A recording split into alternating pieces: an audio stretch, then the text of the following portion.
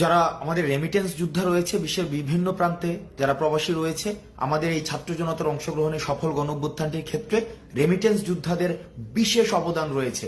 আমরা দেখেছি রেমিটেন্স যোদ্ধারা আমাদের সমন্বয়কদেরকে যখন বিভিন্ন আইন শৃঙ্খলা রক্ষাকারী বাহিনী ধরে নিয়ে যায়, তখন তারা স্বপ্রণোদিতভাবে রেমিটেন্স শাটডাউন কর্মসূচি পালন করে, যেটি ছাত্র জনতার, ছাত্র নাগরিকের অংশগ্রহণে গণঅভ্যুত্থানটি সফল করার ক্ষেত্রে বিশেষ ভূমিকা পালন করে।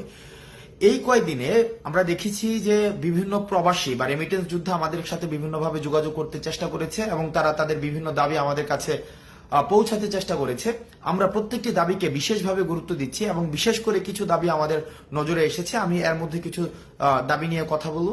এর মধ্যে প্রথম একটি দফা দাবি, যেটি আমাকে ব্যক্তিগতভাবে মানসিকভাবে বেশ তাড়িত করেছে, যেখানে তারা বলেছে বিদেশে যখন কোনো রেমিটেন্স যোদ্ধা মারা যায়, তার লাশটি যখন দেশে নিয়ে আসতে হয় তখন তাকে একটা ফি দিতে হয়।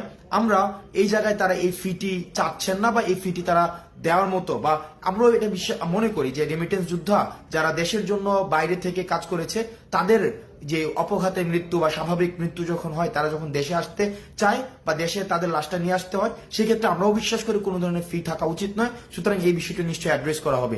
দ্বিতীয় যে একটি গুরুত্বপূর্ণ বিষয়, সেটি হচ্ছে প্রবাসীরা যখন দেশে আসে, এয়ারপোর্টে তাদের নানাবিধ হয়রানির শিকার হতে হয়, তাদের তৃতীয় শ্রেণীর নাগরিকের সেখানে মর্যাদা দেওয়া হয়। আমরা চেষ্টা করব এই বিষয়টিকে খুব দ্রুত সময়ের মধ্যে অ্যাড্রেস করা, তাদের জন্য যথাযথ মর্যাদা নিশ্চিত করা হয় এবং বিদেশ থেকে তারা যেসব জিনিস নিয়ে আসে সেগুলো যেন যথাযথভাবে খুব সেফলি তাদের কাছে হস্তান্তর করা হয়।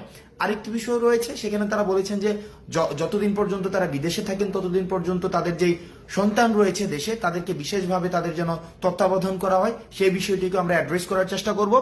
এবং আরেকটি বিষয় রয়েছে, তারা যখন বিদেশে যেতে চায়, বিদেশে যাওয়ার ক্ষেত্রে তাদেরকে কর্মসংস্থান ব্যাংক থেকে যে ঋণটি নিতে হয়, সেই ঋণটি নেওয়ার ক্ষেত্রে বিভিন্ন ধরনের জটিলতা সেখানে রয়েছে। সেই জটিলতা নিরসনের জন্য তারা চাচ্ছেন আমরা যেন সেই বিষয়টি নিয়ে কথা বলি এবং জটিলতা নিরসনে যেন যথাযথ পদক্ষেপ নেওয়া হয়। সেই বিষয়টি নিয়েও আমরা বৈষম্য বিরোধী ছাত্র আন্দোলন এই অন্তর্বর্তীকালীন যে সরকারটি গঠিত হয়েছে, সেখানে আমরা বিশেষভাবে সেই বিষয়গুলো আমরা অ্যাড্রেস করব। এখন বর্তমানে যারা রেমিটেন্স যোদ্ধা বিশ্বের বিভিন্ন প্রান্তে রয়েছেন, আমরা আহ্বান জানাবো আপনাদের কাছে, বাংলাদেশ যে অন্তর্বর্তীকালীন সরকার গঠিত হয়েছে, সেই সরকারের হাতকে শক্তিশালী করার জন্য এবং আমরা যেই বৈষম্যহীন বাংলাদেশের স্বপ্ন আমরা দেখেছি, সেই স্বপ্নকে প্রভাবিত করার জন্য, সেই স্বপ্নকে গতিশীল করার জন্য এবং সেই স্বপ্নকে বাস্তবায়ন করার জন্য আমরা বিশ্বাস করি রেমিটেন্স যোদ্ধাদের সহায়তা ছাড়া সেটি কখনোই সম্ভব না। আপনারা রেমিটেন্স যোদ্ধারা যারা বাংলাদেশকে ধারণ করেন, বাংলাদেশকে বিশ্বাস করেন, যারা বাংলাদেশের এই যে অগ্রযাত্রাকে এগিয়ে নেওয়ার ক্ষেত্রে বিশেষ ভূমিকা পালন করছেন, আপনারা আবার আগের মতো যেভাবে রেমিটেন্স সরবরাহ নিশ্চিত করার মধ্য দিয়ে বাংলাদেশকে স্বনির্ভর করেছেন, সেভাবেই আবার রেমিটেন্স সরবরাহ আপনারা নিশ্চিত করবেন। আমরা এই অন্তর্বর্তীকালীন সরকারে আমাদের ছাত্র